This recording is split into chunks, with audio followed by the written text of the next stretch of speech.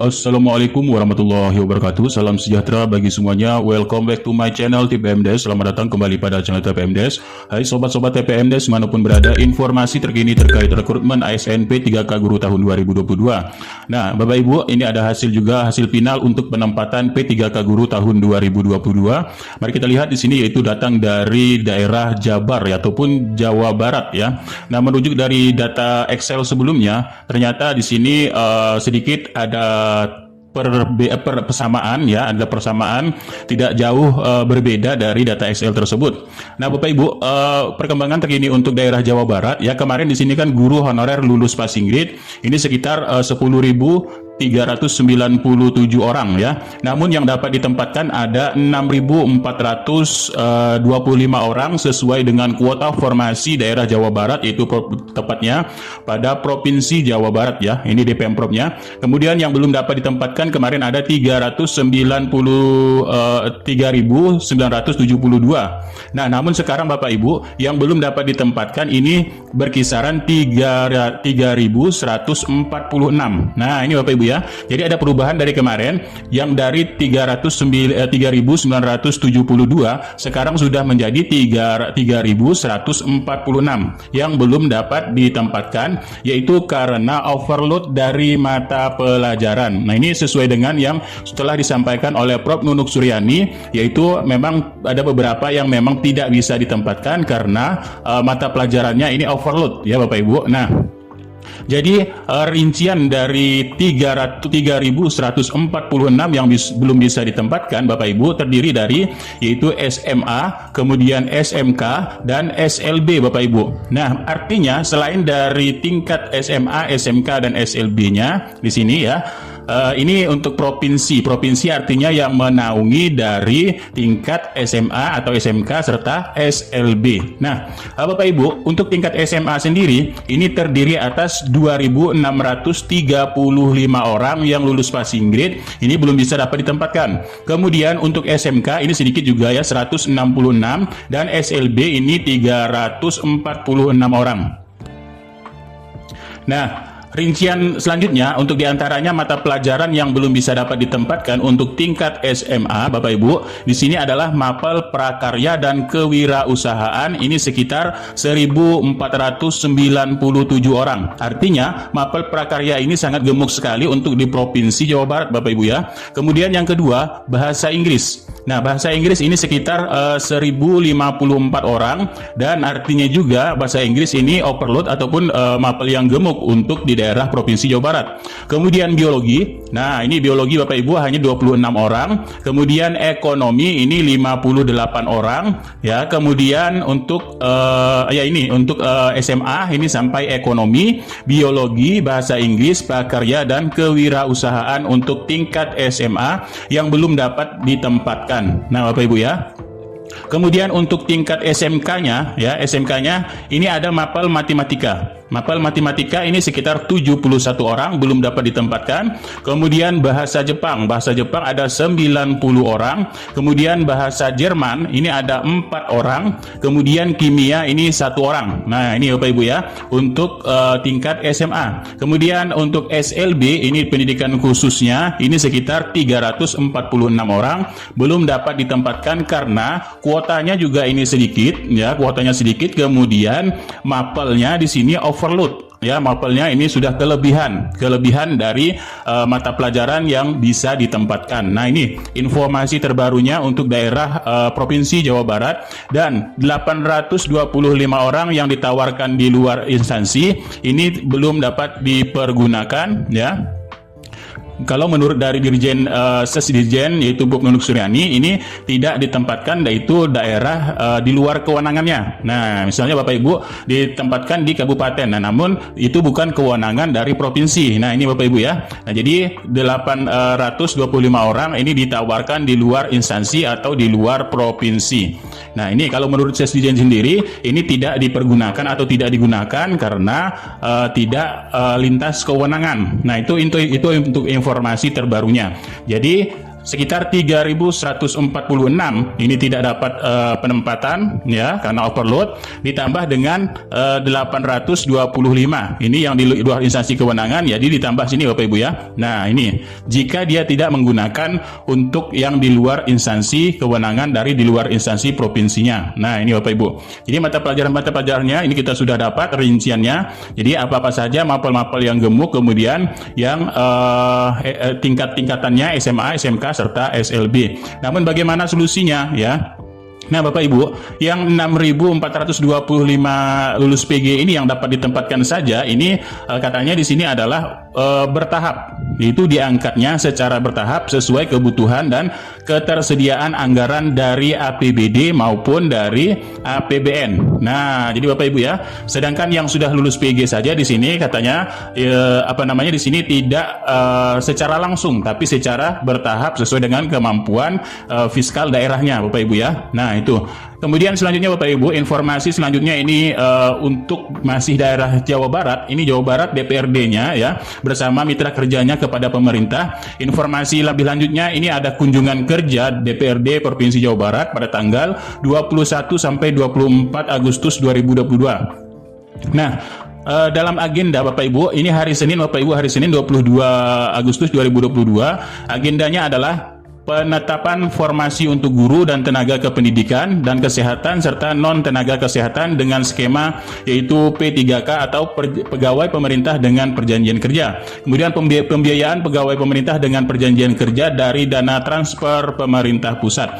Ini akan bertempat pada Dewan Perwakilan Rakyat Indonesia DPR RI ya di Senayan Jakarta Bapak Ibu. Kemudian agenda keduanya Bapak Ibu tanggal 23 Agustus 2022 juga sama, yaitu penetapan formasi guru dan pembiayaan ini berada pada Biro Sumber Daya Manusia Organisasi Hukum dan Kemenpan RB, yaitu di Jakarta Selatan Bapak Ibu ya, ini di daerah khusus ibu kota Jakarta. Nah, jadi DPRD dari Provinsi Jabar sendiri ini akan melakukan pertemuan bersama DPR RI serta bersama Kemenpan RB untuk menindaklanjuti dari penetapan formasi untuk CASN dan pembiayaan dari daerah Provinsi Jawa Barat. Yang mudah-mudahan di sini ada titik temunya bagi Provinsi Jawa Barat. Kita doakan selalu untuk dapat mengangkat seluruh honorer pada daerah tersebut dengan agenda-agenda yang sudah dilakukan, dengan upaya-upaya yang sudah dilakukan, menjalin hubungan komunikasi kepada pemerintah daerah serta pemerintah pusat dan dewan perwakilan rakyatnya Bapak Ibu ya. Nah, selanjutnya Bapak Ibu, informasi selanjutnya di sini datang dari Provinsi Lampung. Provinsi Lampung ini sudah usulkan ratusan formasi P3K tahun 2022, tepatnya pada PLT Badan Kepegawaian BKD, yaitu Mary Harika Sari ya. Ini telah mengusulkan yaitu sebesar 713 formasi dalam rekrutmen calon pegawai pemerintah tahun 2022. Ini khusus di lingkungan provinsi setempat pada pemerintah pusat. Jadi menurutnya Bapak Ibu, kita berharap dari formasi-formasi 713 itu bisa mengakomodir semua, karena mengingat kita melihat adanya kebutuhan guru yang cukup lumayan. Jadi menurut dari Kepala Badan Kepegawaian Daerah BKD Provinsi Lampung Bapak Ibu ya, mudah-mudahan ini juga terlaksana dengan baik. Nah, informasi selanjutnya Bapak Ibu, ini juga datang dari Padang ya. Nah ini, jadi daerah Padang ini katanya ada 1.225 guru di Padang ini terlunta-lunta. Kenapa terlunta-lunta Bapak Ibu? Nasib guru honorer di Padang yang jumlahnya 1.226 ini meski telah lulus PG atau lulus passing grade ya, tenaga P3K, nasib mereka menggantung karena tidak ada sekolah untuk penempatan. Nah ini informasi terbarunya Bapak Ibu. Karena tidak ada untuk penempatan, jadi wali kota Padang sendiri ya menyatakan berkomitmen memperjuangkan nasib guru honorer dengan menemui Kemenpan RB yang hari yang lalu ya. Jadi sementara itu Wakil Forum GLPG Kota Padang Admiral mengatakan terus berjuang mendapatkan hak karena pemerintah pusat telah berjanji bahwa guru honorer berhak mendapatkan peningkatan status. Namun juga mereka berharap perjuangan tersebut didukung dan komitmen dari Pemko Padang dalam mengajukan formasi tenaga P3K. Jadi saat ini pemerintah pusat menyediakan kurang lebih 2.000 guru honorer menjadi ASN P3K ya. Namun kesempatan tersebut tidak diambil pemerintah daerah. Nah, ini khususnya daerah Padang Bapak Ibu ya. Jadi kesempatan itu tidak diambil, padahal Kota Padang ini membutuhkan tenaga pengajar tiap bulannya ya, karena terus berkurang lantaran ada yang pensiun ya. Jadi Admiral ini berharap Pemko Padang bergerak cepat menjemput formasi P3K buat honorer yang telah lulus passing grade atau lulus PG. Nah ini Bapak Ibu ya, jadi ada memang sedikit yang di daerah Padang, Kota Padang ya, itu sebanyak 1.225 ini masih menggantung nasibnya untuk diangkat P3K di tahun 2022 karena Pemko-nya sendiri tidak mengambil kesempatan formasi yang telah diberikan oleh pusat sebesar yaitu 2.000 untuk menjadi ASN P3K ya, 2.000 formasi. Nah, namun begitu Bapak Ibu, kalau kita lihat dari data Excel-nya sendiri untuk Provinsi Lampung Bapak Ibu ya, yang dapat ditempatkan ini khususnya yaitu THK 2, ini hanya formasi sisa tahun lalu Bapak Ibu. Nah, ini THK 2 serta guru honorer negerinya hanya sedikit sini Bapak Ibu ya, honorer negerinya yang bisa dapat ditempatkan dengan formasi yang tersedia di tahun lalu saja di sini. Nah, jadi total yang bisa dapat ditempatkan yaitu 49 orang saja kalau kita melihat dari data Excel serta sisa kuota dari kemarin. Nah, jadi memang benar, jadi di sini Bapak Ibu ya, Pemko Padang sendiri tidak mengambil kesempatan yaitu yang telah diberikan 2.000 formasi untuk P3K, baik itu yang untuk lulus passing grade. Nah ini Bapak Ibu, jadi kita lihat di sini hanya sekitar 49 saja karena kuota sisa kemarin saja yang digunakan. Nah ini Bapak Ibu. Kemudian Bapak Ibu, informasi selanjutnya ini dari masalah penempatan dan penambahan kuota dari Bapak Andika Ganendra selaku dari Kemendikbudristek Bapak Ibu ya, ada memiliki pesan-pesan penting kepada rekan-rekan guru honorer di seluruh Indonesia. Nah Bapak Ibu, untuk yang guru honorer lulus PG ya, jadi untuk penempatan ya pada dasarnya hasil diskusi panjang di DES dengan Pemda saat sosialisasi atau saat rakor ya bersama pemerintah daerah. Kemudian yang kedua Bapak Ibu, saat ditampilkan data Pemda dan pusat ini terjadi tawar-menawar ya akan penempatan untuk guru-guru honorer yang sudah lulus passing grade. Nah, kemudian peningkatan penempatan setelah dari rakor ini bisa mencapai 134.000 dan berkisaran yaitu 78%, dan ini pun masih bisa meningkat ya, meningkat untuk hasil penempatan. Hasil penempatan artinya ini hasil penempatan dengan kuota yang sudah tersedia, yang sudah diajukan pemerintah daerah Bapak Ibu ya, bukan penempatan seluruh honorer. Artinya penempatan yang sudah diajukan menurut dari kuota yang sudah diajukan daerah serta penempatan dari mapel-mapel seperti yang tadi yaitu daerah Jabar ya. Untuk penempatan kan di situ ada mapel-mapel yang kelebihan atau kekurangan atau mapel gemuk ya Bapak Ibu. Nah, kemudian untuk penambahan kuota ini sudah off Bapak Ibu. Kenapa sudah off ya? Jika terjadi penambahan kuota maka akan menghambat pengangkatan guru honorer yang lain karena beberapa Pemda ini sudah melakukan penempatan untuk guru honorer yang sudah lulus passing grade. Jika terjadi penambahan kuota untuk daerah-daerah lain, otomatis dalam pengerjaannya ini akan terhambat ya, akan terlambat lagi karena masih ada pengajuan kuota lagi. Jadi menunggu daerah Pemda yang lain ya, menunggu Pemda yang lain lagi. Nah, jadi di sini penambahan kuota ini sudah off, yaitu untuk penambahan kuota tinggal saja di sini hanya penempatan saja yang diolah oleh pemerintah daerah. Ini Bapak Ibu ya. Nah, jadi itu alasan kenapa kuota ini sudah di off. Jadi kalaupun ada Pemda yang mengajukan, ini adalah untuk di tahun 2023 atau tahun berikutnya Bapak Ibu. Jadi untuk yang tahun 2022 ini sudah oke off untuk kuota formasinya. Didiskusikan di DES yang waktu rakor kemarin. Pemda, loh ini nggak gini, ini ada di sini, ini di sini, ini nggak gini, ini gini. Perdebatan itu kira-kira satu Pemda kita kasih waktu 1 jam.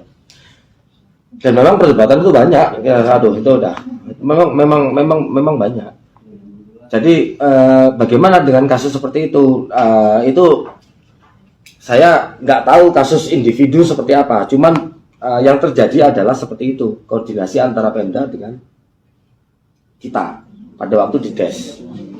Jadi gini, di sini ada Dikbud, ada Kemenpan, PKN. Kalau Kemenku kemarin mejanya beda. Nah, Pemda maju, satu, Pemda ini maju, Z. Pertama yang diomongin adalah formasinya berapa? Menambah atau enggak? Itu yang kita tawarkan. Mau ngambil observasi atau enggak? Soalnya kan harga tawar kita observasi ini. Yang mereka membuat semangatnya ya observasi ini. Observasi mau ambil, oke, mau ambil. Habiskan P1. P1 ini harus habis dulu. Oke, ada berapa kuota P1? Sekian, oke. Deal ya, deal. Tanda tangan berita acara. Ada berita acaranya itu. Tanda tangan berita acara bahwa sepakat untuk mengajukan kuota sebesar sekian. Tanda tangan, Kemenpan kerja. Masukin untuk kabupaten ini kuota sekian. Oke. Begitu mereka kerja, baru dibut. Oke. Dengan kuota sekian, berapa P1 yang bisa ditempatkan? Berapa P3 yang mau direkrut?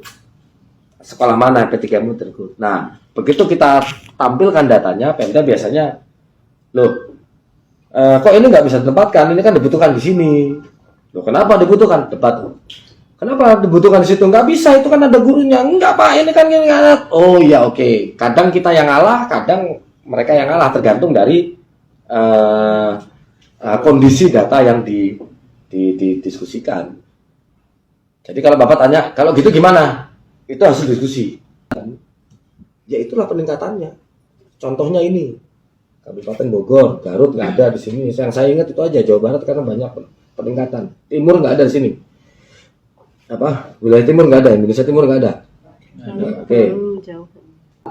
Untuk yang Lampung Selatan ya, saya lihat di sini memang kuota Lampung Selatan dia tidak mau nambah.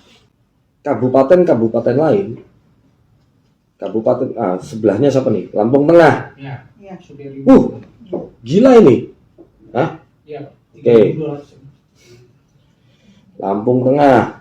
Apalagi nih? Lampung Utara. Lampung Timur. Ini diharapkan dapat menjadi lecutan tersendiri bagi si Lampung Selatan. Semoga Pak, untuk P1 yang di seluruh P1 yang belum tertampung karena kuota, Ya. bukan karena tidak bisa ditempatkan ya. Ya. Saya belum ngomongnya nggak bisa ditempatkan karena kuota, karena kuota.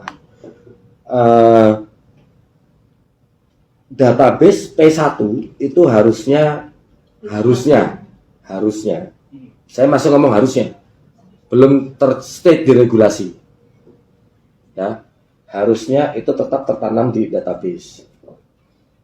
Akan kita usahakan. Jadi mau sampai kapanpun aturan ini berjalan, tahun berjalan, P1 ini masih tetap ada di database sebagai sebagai prioritas utama. Begitu ada pembukaan 2023, ini dilihat lagi, udah habis belum? Untuk masing-masing daerah. Oh, belum habis, ambil ini dulu. Oh, sudah habis, oke, angkat yang lain. Tahun 2023 buka lagi, 2024 buka lagi, lihat dulu. Udah habis belum? Kalau belum, ambil ini dulu. Belum, sudah habis, oke, boleh angkat yang lain. Cuman mohon maaf, kondisi kepala daerah, kondisi keuangan, bukan keuangan daerah saya rasa sama. Karena DAU dilihat berdasarkan celah fiskal. DAU itu diberikan, saya nggak tahu, saya nggak ngerti ini ya lebih detail mengenai DAU karena itu ada di Kementerian Keuangan. Cuman pemberian DAU itu bukan berdasarkan kebutuhan, tapi berdasarkan celah kekurangan. Betul. Kebutuhannya 500, daerahnya kaya ini, punya 400, maka Kemenq, ini analogi ya, Kemenq berikannya 100. Kebutuhannya 300, DKI kebutuhannya 300, pendapatan daerahnya udah 600, udah nggak usah diberikan DKI kan. Nah, selanjutnya Bapak Ibu, ini ada informasi sedikit yaitu terkait dari Presiden RI Joko Widodo, Bapak Ibu ya, terkait nota keuangan tahun 2023 ini dipastikan gaji P3K melalui DAU. Nah, Bapak Ibu di sini untuk gaji P3K sudah dipastikan oleh Presiden Republik Indonesia ini melalui dana DAU dari pusat ya Bapak Ibu. Jadi nota keuangannya dinyatakan bahwa RAPBN tahun anggaran 2023 direncanakan sebesar 993 sekitar sekian miliar ya. Nah, kemudian Bapak Ibu, DAU tiap daerah ini dialokasikan berdasarkan celah fiskal untuk 1 tahun anggaran. Celah fiskal ini dihitung sebagai selisih antara kebutuhan fiskal daerah dan potensi pendapatan daerah. Dan penggunaan DAU ini terdiri dari tidak ditentukannya penggunaannya atau block grant, dan DAU ditentukan penggunaannya secara spesifik atau grant ya. Nah, ini Bapak Ibu perlu ketahui. Jadi alokasi ini alokasi untuk dari pusat untuk gaji ya, ini berdasarkan celah fiskal. Paham ya Bapak Ibu ya, celah fiskal itu bagaimana? Jika ada celah dari daerah ataupun dari potensi fiskal daerah serta pendapatan daerah, itulah yang akan dihitung dalam DAU Bapak Ibu. Nah ini, sedikit informasi dari Bapak Presiden Joko Widodo untuk RAPBN keuangan untuk penggajian ataupun nota keuangan gaji P3K melalui DAU. Tentang memenuhi kebutuhan dasarnya dan dalam jangka panjang diharapkan akan mampu memotong rantai kemiskinan. Sejalan dengan hal tersebut, reformasi program perlindungan sosial diarahkan kepada perbaikan basis data. Nah, informasi selanjutnya Bapak Ibu, di sini ada sedikit memberikan semangat baru dari forum GLPG, yaitu dari Ibu Hasna ya. Mudah-mudahan di sini katanya di penghujung tahun 2022 insya Allah 4 bulan menuju penutupan tahun ini ada berita gembira, kepastian arah kita menuju masa depan yang lebih baik dan pendataan berakhir di September 2022. Jadi awal September ini keluar juknisnya bersamaan dengan pengumuman individu di akun SSCSN. Mudah-mudahan Bapak Ibu ya. Jadi untuk pendataan kata Ibu Hasna di sini tidak berpengaruh bagi yang lulus PG jika tidak masuk keranjang. Kalaupun masuk keranjang maka akan segera diselesaikan sampai diangkat menjadi P3K di tahun ini ataupun di tahun 2023 atau sebelum November 2023. Nah makanya jika Bapak Ibu ini terdaftar ya pendataan, berarti nama-nama Bapak Ibu jika tidak mendaftar ataupun tidak terdaftar dari pendataan dari BKN ya, jadi nama-nama ini tidak ada di registrasi BKN hasil pendataan tersebut. Jadi Bapak Ibu di sini perlu adanya yaitu untuk pendataan honorer juga ya, karena ini masalah untuk kebijakan ke depannya Bapak Ibu. Nah, informasi selanjutnya di sini Bapak Ibu ya. Jadi perkiraan lini masa pembukaan P3K tahun 2022, kalau kita melihat dari lini masa sebelumnya, ini antara Juli dan Agustus, artinya dia menggunakan sekitar 1 bulan lebih Bapak Ibu ya. Nah ini sekitar 1 bulan lebih untuk pengangkatan 193.954 guru honorer yang lulus passing grade. Namun ini tidak dilaksanakan ya karena molor. Jadi di sini dia menggunakan September. Jadi kiraannya di sini antara September dan Oktober dalam pengangkatan karena menggunakan waktu di sini saja ya, ini 1 bulan lebih ya. Jadi perkiraan di sini September Oktober juga menggunakan waktu yaitu 1 bulan lebih. Nah Bapak Ibu, apakah dia menggunakan sistem yaitu pertama 23 Agustus ini adalah sinkronisasi menurut dari BKN, kemudian ataukah dia menggunakan yaitu September ini adalah acara atau agenda untuk pengumuman seleksi atau juknisnya serta pengangkatan ya, atau di sini Oktober, November dan Desembernya ini adalah pelaksanaan untuk yang observasi dan CAT UMBK, atau dia bisa saja menggunakan yaitu di sini Bapak Ibu ya, Agustus serta September ini adalah untuk sinkronisasi dan seleksi P3K serta turunnya juknis. Oktober ini dia pengangkatan, kemudian November dan Desember adalah pelaksanaan selanjutnya. Dia bisa saja menggunakan 2 versi seperti ini karena kita melihat dari waktu-waktu yang berjalan ya, ini juga membutuhkan waktu untuk pengangkatan atau pengumuman setelah pengumuman juknis ataupun setelah pengumuman seleksi kemudian baru pengangkatan. Nah, lalu ada pertanyaan, apakah kita memilih formasi atau sudah dipilihkan formasi? Nah ini Bapak Ibu ya yang masih tertanam di benak kita bagaimana sih terkait mekanisme tersebut. Kalau kita lihat dari Menpan RB-nya sendiri Bapak Ibu ya, untuk pembuatan akun bagi pelamar prioritas dikecualikan karena tidak lagi membuat akun Bapak Ibu ya. Nah jadi untuk yang pasal 32-nya Bapak Ibu ya, untuk seleksi kompetensi bagi pelamar prioritas 1 menggunakan hasil seleksi ya. Nah jadi menggunakan hasil seleksi karena tidak tes kembali.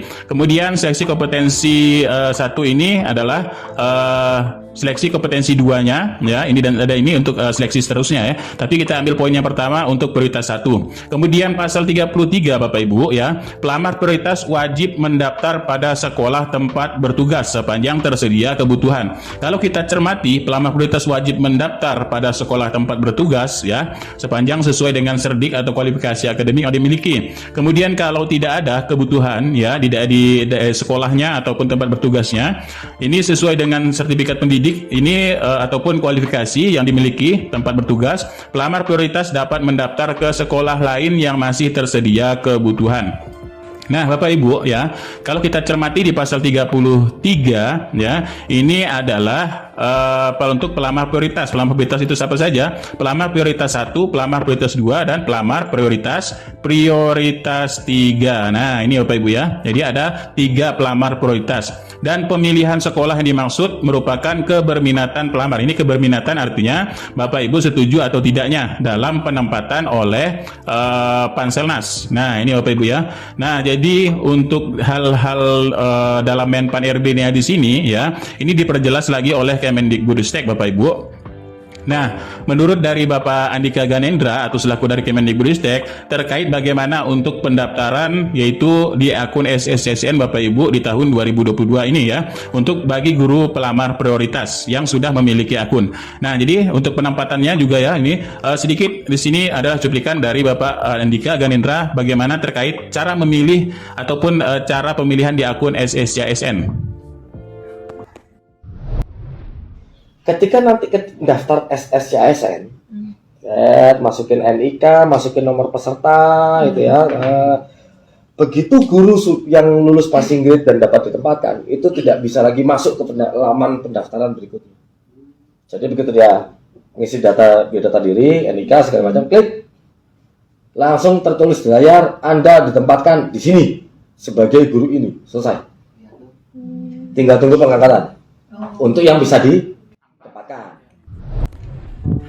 Nah, tadi kan sudah kita dengarkan bagaimana cara memilih ataupun cara login dari akun SSCSN bagaimana teknisnya Bapak Ibu ya. Jadi kalau kita skemakan Bapak Ibu melakukan login NIK, ya ini menurut dari Bapak Andika tadi, NIK kemudian passwordnya yang sudah ada, kemudian Bapak Ibu masuk. Nah, akan tertera di sini seperti tampilan ini. Ya, ini kita ambil contoh ataupun ilustrasi saja Bapak Ibu ya. Nah, di sini ya sudah ada keterangan mendapat prioritas atau tidak ya, di sini masih dan sebagainya. Kemudian di sini akan ada contoh saja, selamat Anda dinyatakan lulus seleksi P3K Guru 2022 dan ditempatkan di SD bla bla bla, SD mana di sini sebagai guru kelas atau sebagai guru mapel dan sebagainya. Maka di sini Bapak Ibu bersedia ataupun tidak bersedia. Nah, ini. Jadi Bapak Ibu sesuai dengan kemarin informasi kemarin yes atau or no atau bersedia atau tidak bersedia karena sudah ditempatkan langsung bersama dari Kemendikbudristek di akun SSCSN Bapak Ibu ya. Nah, ini kita ambil contohnya kalau seperti itu. Jadi intinya berarti di sini sudah ditempatkan ya. Memilih atau dipilihkan ini sudah dipilihkan, tapi kita bisa memilih bersedia atau tidaknya Bapak Ibu. Nah, ditempatkan karena tadi di sini sesuai dengan Menpan RB-nya sesuai dengan keberminatan pelamar untuk memilih tempat tugas apabila diterima oleh P3K itu yang ditentukan oleh PPK atau Pejabat Pembina Kepegawaian berdasarkan rekomendasi dari Menteri Kemendikbudristek. Nah, ini Bapak Ibu ya. Ini jadi ya, untuk akun SSCSN Bapak Ibu ini hanya ilustrasi saja. Mudah-mudahan nanti lebih simpel lagi ya untuk di akun SSCSN Bapak Ibu. Nah, ya sesuai dengan informasi yang telah diterangkan oleh Kemendikbudristek. Nah, selanjutnya Bapak Ibu, setelah dari pemilihan dari penetapan formasi Bapak Ibu, nanti selanjutnya di sini juga akan ada agenda yaitu untuk pengisian DRH. Apa itu pengisian DRH? Ini di sini adalah untuk pemberkasan penetapan NIP Bapak Ibu. Nah, jadi menggunakan waktu juga Bapak Ibu ya di sini.